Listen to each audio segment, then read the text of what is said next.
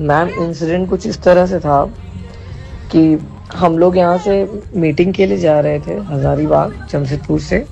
बुंडू के पास हमने ऐसा लंच करना था, हमें हम कुछ खाने के लिए रुके। बगल में सूर्य मंदिर था तो हम लोग डिसाइड किया कि मंदिर घूमते हुए हम लोग निकलेंगे करके। मंदिर से होने के बाद जब रिटर्न आ रहे थे तो दो लड़के स्पीड से स्कॉर्पियो से आने लगे। तो मोड़ पे हमारी गाड़ी उनकी गाड़ी कुछ खास टकराई भी नहीं होगी, सटी होगी शायद। तो उसमें मेरे ड्राइवर भैया ने नीचे कांच करके उनको बोला कि ये क्या तरीका चलाने का। तो वो लोग हल्ला करने लगे कि तुम लोग को दिखता नहीं है। फिर मैंने देखा कि भाई दो लड़के हैं और क्यों पंगा करना है। मैंने सॉरी बोला, सॉरी भाई, ऐसे करके हम लोग निकल गए ये बोल के। बट उसमें एक लड़का गाड़ी से उतरने लगा था, शायद या तो हल्ला करने या कुछ तो एक्शन लेने, पता नहीं। बट हमें ऑकवर्ड लगा सिचुएशन, हम लोग वहां से निकलने की कोशिश की है। उसके बाद जब हम लोग मेन हाईवे में NH33 में पहुंचे हजारीबाग की तरफ, तो भैया ने नोटिस किया कि पीछे से स्कॉर्पियो बहुत तेजी से आ रही है।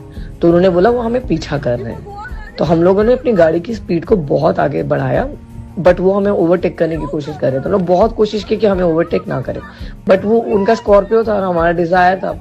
तो ओवरटेक करके आगे एक बस को भी रोका उन्होंने, और हमारी गाड़ी को रोकने के लिए उन्होंने बस के बगल में गाड़ी लगाया ताकि हमारी गाड़ी आगे ना बढ़ सके। अब उन्होंने गाड़ी रोक दी और उन्होंने वो गाड़ी से उतरे पत्थर उठाए हमें मारने के लिए। तो हमारे जो ड्राइवर थे वो गाड़ी को रिवर्स करने के पीछे भागने लगे कि वो हमें दौड़ाने लगे। फिर उसके बाद हम लोग रिवर्स, जो गाड़ी चल रही थी, सोचिए उस इंसिडेंट में अगर कोई पीछे से गाड़ी आ रही होती तो क्या होता मैम।